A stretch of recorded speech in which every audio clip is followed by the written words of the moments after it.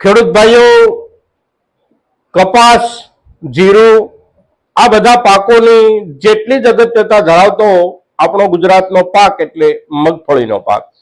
અને તેથી મગફળીના પાકના બજાર ભાવ વિશે સમયાંતરે ચર્ચા કરતી રહેવી એ આપણી ખેડૂતોની સૌની જરૂરિયાત હોય છે. અને મગફળી એક એવો પાક છે આપણો કે આપણે ગુજરાતમાં ત્રણેય સિઝનમાં મગફળી નવી પાકી અને આપણા ઘર અને બજાર સુધી આપણે પહોંચાડીએ છીએ. અને તેથી મગફળીના ભાવ સંબંધી, મગફળીના બજારના માહોલ અને આવનારા દિવસોની પરિસ્થિતિમાં કેવું રહેશે મગફળીનું બજાર, એની ચર્ચા આપણા ખેડૂતોની વચ્ચે નિયમિત રીતે થતી રહે એવી આપણી જરૂરિયાત હોય છે. અને તેથી આજે આપણે ફરી એક વખત મગફળીના અત્યારના દિવસોના અને આવતા દિવસોમાં ભાવનો માહોલ શું રહેશે એના પર ચર્ચા કરીએ છીએ. તો આ વિડીયોમાં આપ સૌ બન્યા રહેજો. નમસ્કાર ખેડૂત મિત્રો, જય કિસાન, જય ભારત.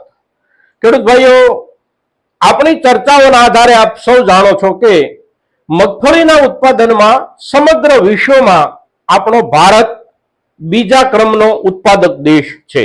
સૌથી પહેલો ઉત્પાદક દેશ છે ચાઇના અને બીજા ક્રમના ઉત્પાદક દેશ તરીકે આપણે ભારત છીએ. અને ભારતમાં કુલ જે મગફળીનું ઉત્પાદન છે એમાં પણ 50% હિસ્સો આપણા ગુજરાતનો છે. આપણા ગુજરાતમાં આપણે દેશના કુલ ઉત્પાદનનો અડધો પાક પકવીએ છીએ. મગફળીનો જે પાક આપણે ત્યાં થાય છે એ ત્રણેય સિઝનમાં આપણે મગફળી પકવીએ છીએ. ચોમાસુ ઋતુમાં મગફળી પકવીએ છીએ, શિયાળાની ઋતુમાં પણ આપણે મગફળી પકવીએ છીએ, નવી મગફળી બજારને આપીએ છીએ. ઉનાળુ ઋતુમાં પણ આપણે મગફળી આપીએ છીએ. ઉનાળુ ઋતુની મગફળી પાકી અને હવે આવવાની શરૂઆત થઈ ચૂકી છે. અને આવનારા દિવસોમાં એટલે કે થોડા દિવસોમાં આપણો ઉનાળુ મગફળીનો મોટા ભાગનો પાક આવી અને તૈયાર થઈ જશે. એટલે ભાવની સ્થિતિ શું રહેશે એના પર આપણી નજર હોય એ સ્વાભાવિક બાબત છે. તો મગફળીનો અત્યારનો જે ભાવ છે આપણા ગુજરાતના માર્કેટિંગ યાર્ડનો, એ એવરેજ સામાન્યમાં નીચેથી આપણે જોઈએ તો લગભગ 1100 રૂપિયાથી શરૂ થાય અને સારી ક્વોલિટીનો માલ જે માર્કેટ યાર્ડની બહારથી પણ સીધા ખેડૂતો સાથે વેપારીઓ જેનો વહીવટ કરતા હોય, જેનો સોદો પાડતા હોય એવો માલ 1800 થી 1900 રૂપિયા સુધીના ભાવથી વેચાઈ રહ્યો છે મિત્રો. એટલે મગફળીનો ભાવ એવરેજ જે છે એને આપણે જો ગણીએ તો 1200, 1250 કે 1300 રૂપિયા આસપાસ આપણે એનો એવરેજ ભાવ ગણી અને અત્યારે આપણે ચાલવું જોઈએ, કારણ કે માર્કેટની સ્થિતિ આ પ્રમાણે છે. પણ આ જે ભાવ છે એ ભાવમાં આવતા દિવસોમાં ઘટાડો થવાની કોઈ શક્યતા નથી મિત્રો. આપણું જે ઉત્પાદન છે ઉનાળામાં જે આવવાનું ઉત્પાદન આપણી પાસે છે એ આવવાની શરૂઆત થઈ ગઈ છે.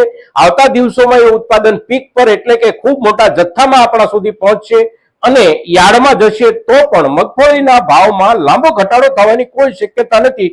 એકંદર જોઈએ તો ઘટાડો થવાની શક્યતા જ નહીવત છે. એનું કારણ છે કે મગફળીનું જે ઉત્પાદન છે, સમગ્ર દુનિયાનું ઉત્પાદન, એ દુનિયાના ઉત્પાદનમાં અત્યારના સંજોગોમાં નવો માલ ઉત્પન્ન કરી અને બજાર સુધી પહોંચાડતા હોઈએ તો માત્ર ને માત્ર આપણે ગુજરાત અને રાજસ્થાન આ બે રાજ્યો જ છીએ. રાજસ્થાનનો માલ પણ ખૂબ ઓછો આવતો હોય છે. જે કઈ વિશેષ માલ આવતો હોય છે એ આપણા ગુજરાતનો માલ વિશેષ આવતો હોય છે. અને તેથી મગફળીના ભાવમાં આગામી દિવસોમાં ઘટાડાની કોઈ શક્યતા નથી. સારી ક્વોલિટી, સારો માલ, થોડા ઘણા વધારે પૈસા મળવાની પણ શક્યતા છે. આગામી દિવસોમાં લાંબા ગાળે ભાવમાં વધારો થવાની પણ શક્યતા છે. મગફળી જે છે એ એક એવો પાક છે કે એક તેલીબિયાં પાક હોવા છતાં પણ એના કુલ ઉત્પાદનમાંથી અડધાથી વધારે પાક સીધો ખોરાકમાં વપરાય છે. સીધો ખોરાકમાં વપરાતો આપણો મગફળીનો હિસ્સો ધીમે ધીમે વધતો જાય છે. સામાન્ય રૂપમાં આપણી ખોરાક પદ્ધતિમાં જે ફેરફારો આવ્યા છે અને એ જે ફેરફારોના કારણે આપણા મોટા ભાગના વ્યંજનોમાં મગફળીનો ઉપયોગ થઈ રહ્યો છે મોટા પાયે. તદુપરાંત એમાંથી જાત જાતની ચીકીઓ અને જાત જાતની બીજી ખાદ્ય પદાર્થોની આઈટમો જે બની રહી છે એમાં મગફળીનો મોટા પાયે ઉપયોગ થઈ રહ્યો છે. માત્ર તેલ તરીકે મગફળીનો ઉપયોગ થતો હતો એ સમય અને એ સંજોગો ઘણા વર્ષોથી પૂરા થઈ ગયા છે. સીધી ખોરાકમાં વપરાવાની જગ્યા ધીમે ધીમે મગફળી માટે વધી રહી છે.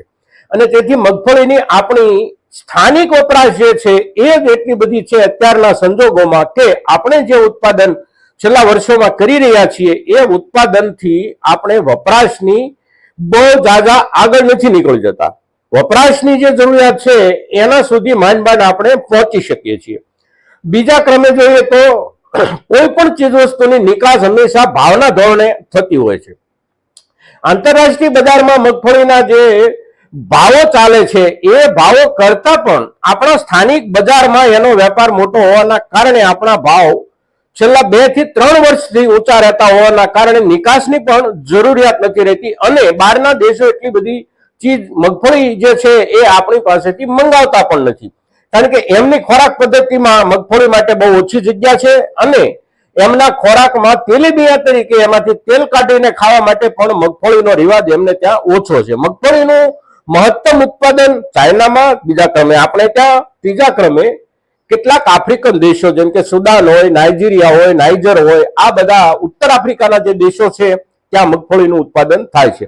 આપણે ત્યાંથી જ્યારે નિકાસ થતી હોય છે ત્યારે જે નિકાસ આપણે કરીએ છીએ અને આપણી મગફળી જે લોકો ખાય છે, મંગાવે છે, એવા જે દેશો છે એ આપણા દક્ષિણ એશિયાના દેશો, મલેશિયા, ઇન્ડોનેશિયા, થાઈલેન્ડ, આ બધા જે દેશો છે ત્યાં આપણી મગફળીની નિકાસ થતી હોય છે મોટા ભાગે. પણ ભાવનું લેવલ જ્યારે ઊંચું હોય ત્યારે આપણે ત્યાંથી નિકાસ પણ ઓછી થઈ જતી હોય છે, પણ એની અસર આપણા ભાવ પર નથી પડતી, કારણ કે ભાવનું લેવલ ત્યારે જ ઊંચું જાય છે જ્યારે આપણી સ્થાનિક જરૂરિયાતો મોટી હોય.